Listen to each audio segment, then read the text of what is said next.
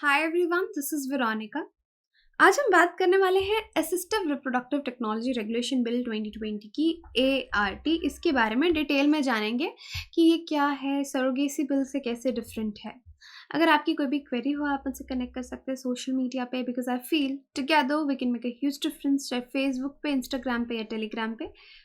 PDF जो है वो आपको सिर्फ और सिर्फ मेरे टेलीग्राम चैनल पे ही मिलेगी। अब जैसे आपने देखा कि लोकसभा ने असिस्टेड रिप्रोडक्टिव टेक्नोलॉजी बिल को पास कर दिया, 2020 का जो ये बिल है। और अब ART सर्विसेज को हमारे देश में अब वो सेफ और एथिकल हो गई।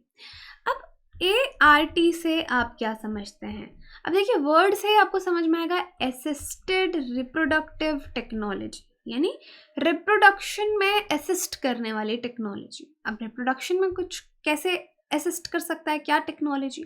अब देखिए, बहुत से लोग होते हैं who can not conceive, couples रहते हैं who can not conceive naturally, तो वो आपके जैसे इनफर्टिलिटी क्लिनिक्स हो गए या IVF क्लिनिक्स हो गए, तो डॉक्टर से ट्रीटमेंट लेते हैं। तो इस तरह के जो आपके ART क्लिनिक्स हैं, असिस्टेड, ये जो क्लिनिक्स होते हैं जो इस तरह के कपल्स की मदद करते हैं, उनको हम ART क्लिनिक्स कहते हैं, असिस्टेड रिप्रोडक्टिव टेक्नोलॉजी। अब इस टेक्नोलॉजी में अलग अलग मेथड्स आते हैं और सबसे फेमस जो है, एक तो सरोगेसी के बारे में आपने सुना है, और इसमें हम क्या यूज़ करते हैं? IVF, in vitro fertilisation use करते हैं। IVF क्या होता है मैं आपको बताऊंगी।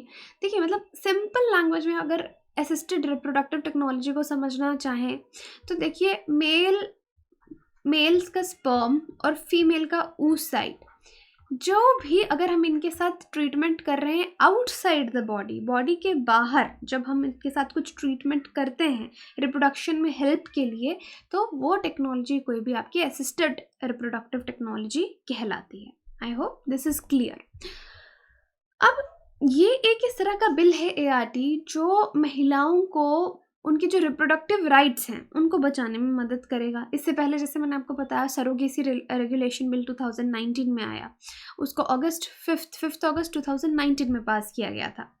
अब ये वाला भी जो बिल है, इसको रिकमेंड किया गया था कि भाई अगर आप सरोगेसी बिल को अच्छे से लागू करना चाहते हैं देश में, तो उससे पहले आपको ART बिल ज़रूर लाना पड़ेगा, तभी ART के एम्बिट में भी आपका सरोगेसी कवर होगा। तो आप सीधा सरोगेसी बिल नहीं ला सकते। तो तब से ART पे बात चल रही थी कि हम असिस्टेड रिप्रोडक्टिव टेक्नोलॉजी का जो बिल है, ART बोलूँगी मैं इसको शॉर्ट में, हम उसको लाएंगे, क्योंकि इसमें बहुत सारे आपके सरोगेसी में हाईली टेक्निकल टर्म्स थी, मेडिकल एस्पेक्ट्स थे, जिनको हम सरोगेसी रेगुलेशन बिल में एड्रेस नहीं कर पाते थे अगर हम ART बिल को नहीं लाते। तो इसलिए हमको ART बिल लाना पड़ा। अब दोनों में डिफरेंस क्या है, सरोगेसी बिल, ART बिल? तो सरोगेसी बिल का मतलब है, ये एक इनफर्टिलिटी की ट्रीटमेंट है कि सपोज जैसे मैंने आपको बताया, कोई कपल है, चाहे उसमें मेल में प्रॉब्लम आ रही है या फीमेल को कोई इशू आ रहा है, वो कपल कंसीव नहीं कर पा रहा, ठीक, तो वो लोग सरोगेसी ऑप्ट करते हैं, जहाँ पे एक थर्ड वुमन को हायर किया जाता है एज अ सरोगेट मदर। तो यहाँ पे जो गैमेट्स हैं, जो स्पर्म और oocyte या एग आप बोल लीजिए, फीमेल एग को हम oocyte बोलते हैं, जो oocyte है वो ओरिजिनल जो कपल है, मोस्ट ऑफ द केसेस में अलग अलग इसकी कंडीशंस हो सकती हैं कि ओरिजिनल कपल का लिया जा रहा है या oocyte का कोई डोनर है या स्पर्म का कोई डोनर है, कोई भी चीज़ कोई भी इसमें रेफरेंस हो सकता है। लेकिन इसको प्लांट जब इसको फर्टिलाइज करके स्पर्म को और एग को फर्टिलाइज करके किसी तीसरी महिला के वूम्ब में डाला जा रहा है, उसको हम सरोगेट मदर बोलेंगे। तो उस चीज़ को रेगुलेट करने के लिए सरोगेसी था। अब ART ट्रीटमेंट्स जो हैं, अब जो भी कमिश्निंग कपल यानी जो हुज अंडरगोइंग ART, जो ART को ऑप्ट कर रहा है, तो यहाँ पे ज़रूरी नहीं है कि हमेशा कोई थर्ड पर्सन इन्वॉल्व हो। सरोगेसी ART के अंदर आ सकता है, राइट, लेकिन हर एक सरोगेसी मतलब ART जो है वो एक अम्ब्रेला टर्म है। शॉर्ट में अगर मैं आपको समझाऊं कि ART के अंदर बहुत सारी ट्रीटमेंट्स आती हैं जिसमें सरोगेसी एक तरीका है। ओके, तो इसलिए मैंने आपको कहा कि हमेशा नेसेसरी नहीं है कि ART में कोई तीसरा इंसान, तीसरी महिला इन्वॉल्व रहे।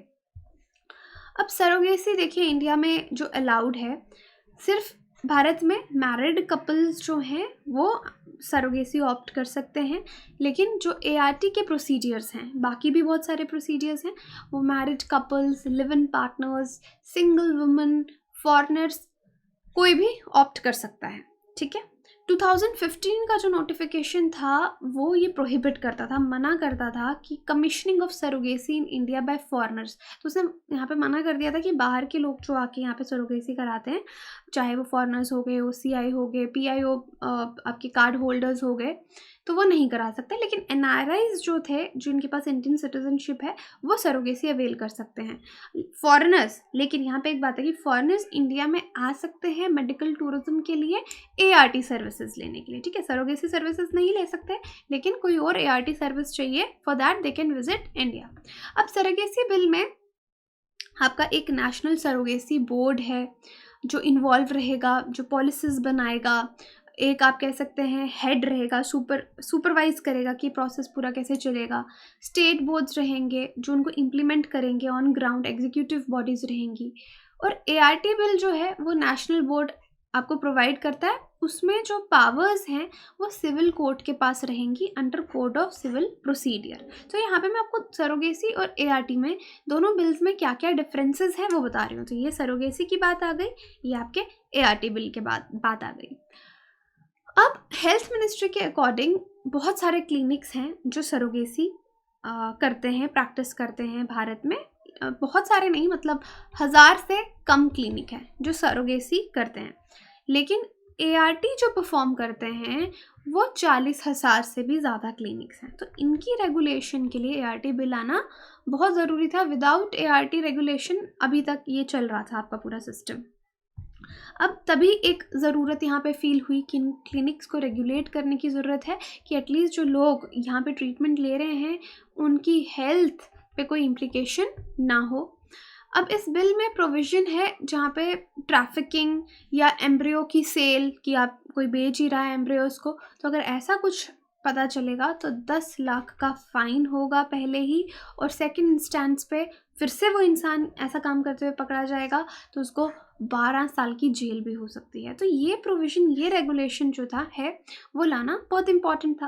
अब इस बिल के अंदर एआरटी में बहुत सारी टेक्निक्स इंक्लूड होंगी जहाँ पे हम प्रेगनेंसी को हैंडल करना चाहते हैं, प्रेगनेंसी को अचीव करना चाहता है एक कपल जो नेचुरल मेथड से अचीव नहीं कर पा रहा, स्पर्म और oocyte को ह्यूमन बॉडी के बाहर ट्रीट करके। तो ये चीज़ मैंने आपको कही कि एआरटी में जब भी हम हैंडल कर रहे हैं स्पर्म और oocyte को आउटसाइड द ह्यूमन बॉडी, तो इस तरह की कोई भी ट्रीटमेंट आपकी एआरटी ट्रीटमेंट या एआरटी टेक्नोलॉजी कहलाती है।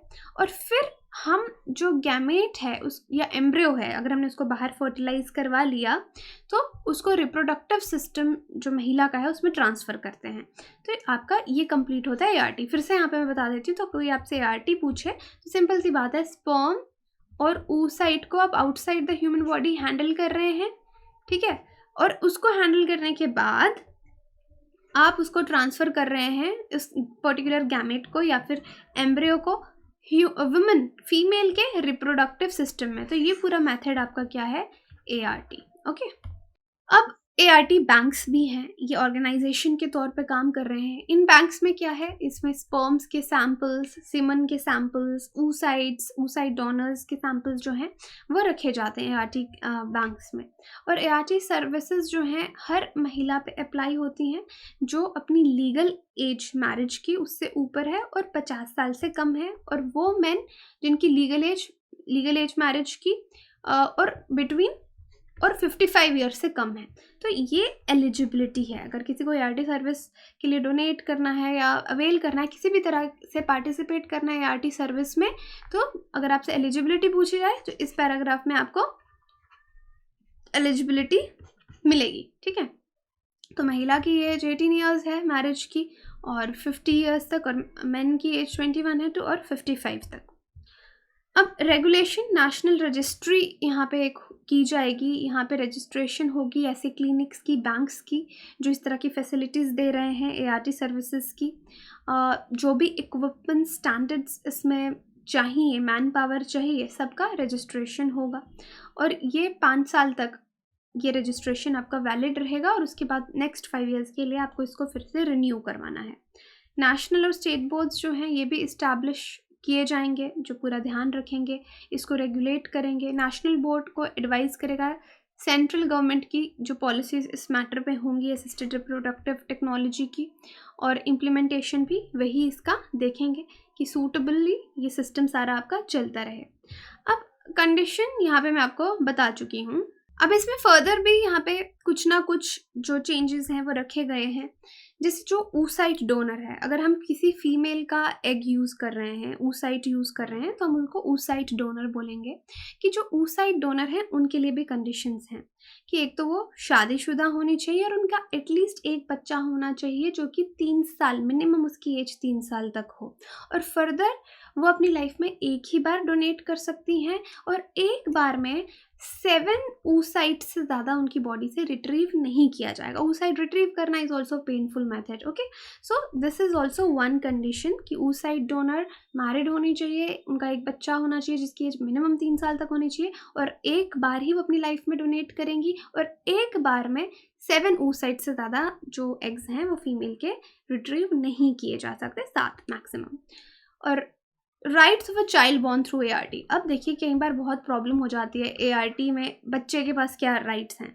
बहुत बार इस तरह की मूवीज़ में भी आपने देखा होगा कि कमीशनिंग कपल जो है वो बच्चे को लेने से मना कर देगा, या फिर बाद में जो डोनर्स हैं वो किसी तरह का हक जताने लग जाएंगे। सेक्शन 31 जो बिल का है, यहाँ पे जो चाइल्ड असिस्टेड रिप्रोडक्टिव टेक्नोलॉजी से आ रहा है उसके कुछ राइट रहेंगे कि वो बायोलॉजिकल बच्चा होगा कमीशनिंग कपल का।